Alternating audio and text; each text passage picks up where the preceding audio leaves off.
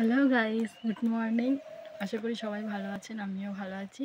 আমি এখন মাথা আঁচড়াচ্ছি সকালবেলা, কারণ আজকে শ্যাম্পু করবো, তাই মাথায় একটু তেল দেবো। তেল দেওয়ার পরে একটু পরে শ্যাম্পু করবো।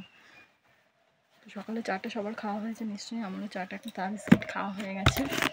তো আমি স্নানটা তাড়াতাড়ি করি, 10টার মধ্যে, যেহেতু আজকে শ্যাম্পু করবো তাই জন্য একটু তেল মাখছি। শ্যাম্পু করার আগে তেল মাখলে দেখবেন চুলটা বেশ ভালো হয়। আপনারা কে কে শ্যাম্পু করার আগে তেল মাখেন আমাকে অবশ্যই কমেন্ট করে জানাবেন। আমার ড্রেসিং টেবিলের সামনে দেখুন কেমন ধুলো পড়েছে, তাই একটু মুছবো। দেখুন কেমন ধুলো পড়েছে, ধুলোগুলো না মুছলে না রঙটা নষ্ট হয়ে যাবে, তাই জন্য ধুলোগুলো এখন মুছবো একটা কাপড় দিয়ে। দেখুন ঠাকুরটা সরালাম, একটা একটা করে জিনিস নামাচ্ছি মুছবো বলে।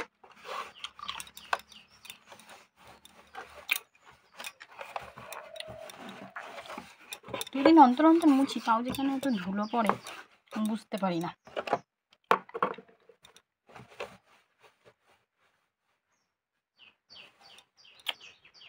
এই যে শ্যাম্পু ট্যাম্পু করা হয়ে গেছে, চুলগুলো এখনও ভিজে, সেই জন্য খুলে রেখেছি।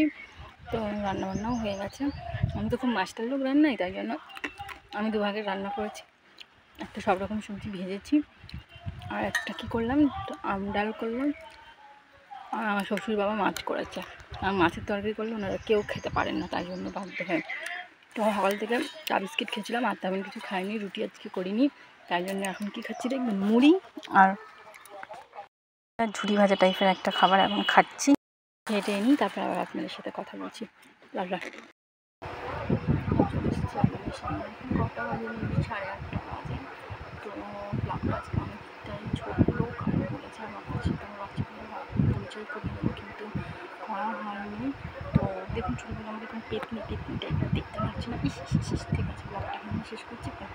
সুস্থ থাকবেন, আবার আপনাদের সাথে কালকে দেখা হবে।